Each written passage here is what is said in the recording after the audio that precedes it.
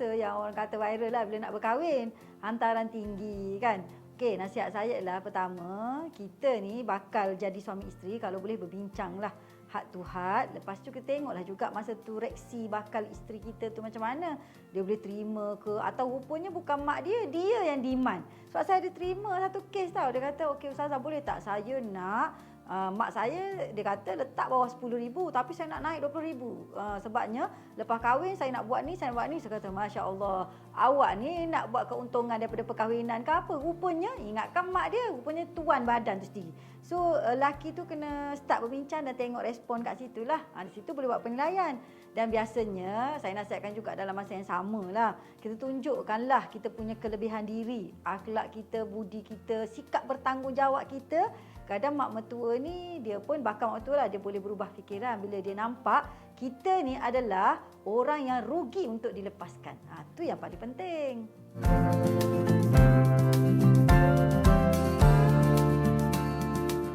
Saya tak kata perkara tu salah atau betul sebab dulu kan kalau tengok masa zaman Umar Al-Khattab pun ada cadangan untuk merendahkan kan, galakan untuk rendahkan tapi tak disetujui oleh wanita tu. Dia kata tu hak dia. Jadi kita ambil, tak kata tak boleh, tak kata boleh. Sebenarnya dia terpulang pada budaya kan.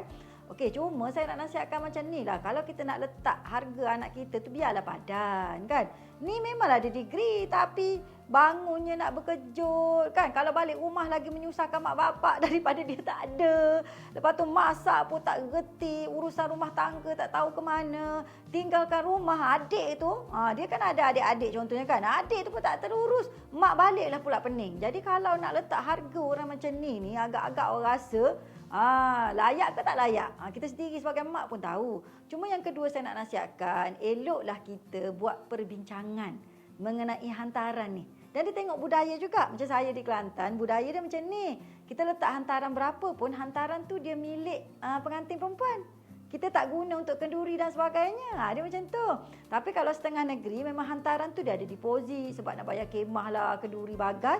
Dan dia bukan untuk pengantin tapi dia untuk urusan kenduri kendara dan lain-lain. So di sini kita kena ambil kira jugalah. Kalau katalah dia letak hantaran tu dan masa sama dia nak tampung kenduri. Mungkin pihak lelaki kena cerdik lah.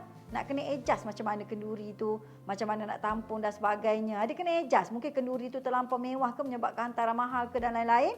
Tapi kalau kat Kelantan memang dia sebiji semua dapat dekat pengantin tu. Bila dapat kat pengantin, biasanya lah budaya dia kan dapat hantaran, dia akan beli emas. So dia akan jadi milik keluarga bersama jugalah kan.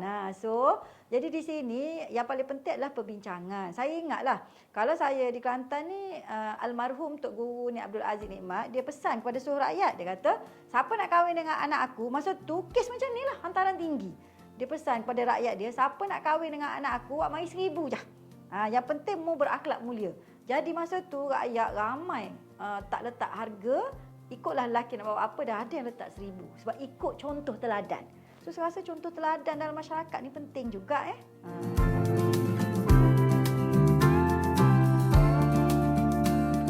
Okey, kalau saya lah, saya nak tengok dulu situasi ni. Sebab kadang-kadang dalam proses ni, kita perbincangan, kita pun nak menilai orang jugalah.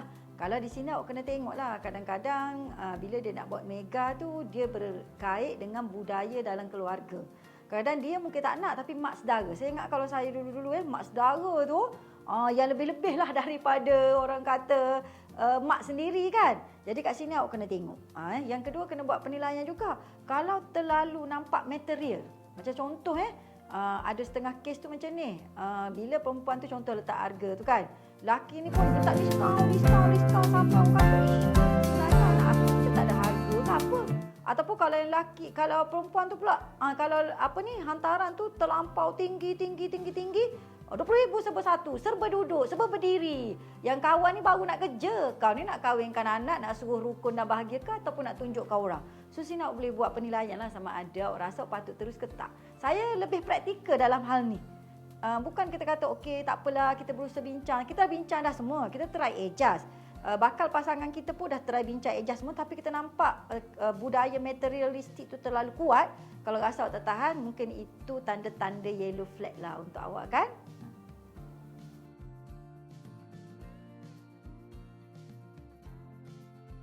Sebenarnya inilah amalan yang biasa dibuatlah oleh bakal pengantin kan. Apabila lelaki tak cukup duit tapi kita ni nak menghalalkan hubungan, kita ni nak teruskan kedua kata nak settle down dan teruslah nak cari keluarga bahagia tu kan dengan cara yang halal, niat kita tu ikhlas. Jadi banyak jugalah perempuan kadang dia membantu lelaki secara diam-diam. Tapi ada juga yang bagus, dia bantu lelaki dengan pengetahuan mak bapak pun ada. Sebab kadang itulah saudara mara tu bercakap tak tahan juga. Apalah anak kau ni, apalah macam ni, mulut saudara mara tu tahan juga Jadi bagi saya tak ada masalah. Cuma kalau nak bantu, perempuan kena ingat jangan sampai kita ni seolah-olah menyebabkan lelaki tu mua tahu daripada awal.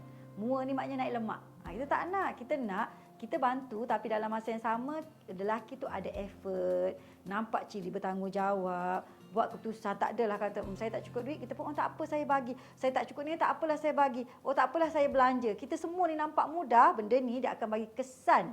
Sebab kita dah didik pada awal tahu, akan bagi kesan lepas perkahwinan. So bila awak nak bantu tak ada masalah dengan syarat orang tu is worth untuk awak bantu dan awak bantu dalam masa yang sama awak didik dia lah untuk jadi lelaki qawwam. Apa maksud lelaki qawwam?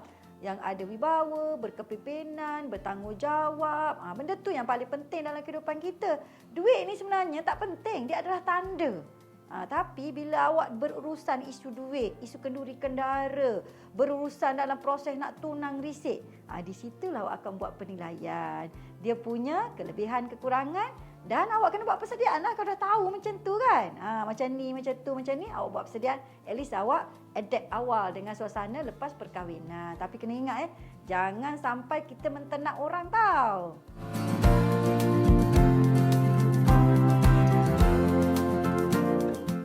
Saya pertama nak nasihatkan, kalau boleh kita bagi kesedaran jugalah kepada mak ayah kita. Kalau mak ayah kita yang memang terbuka, macam keluarga saya kan, tak ada masalah.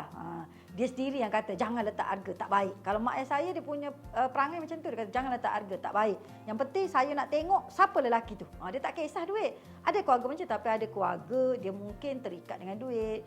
Pemikiran dia mungkin masih terkongkong dengan cara-cara lama ataupun orang sekeliling dia.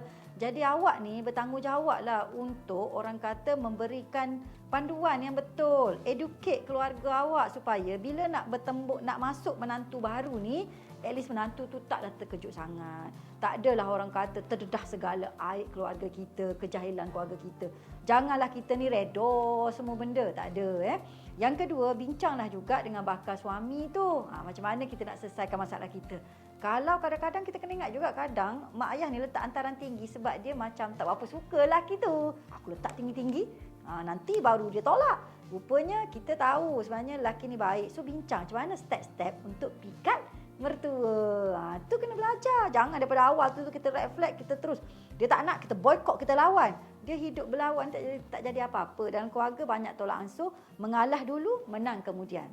Itu cara orang tua.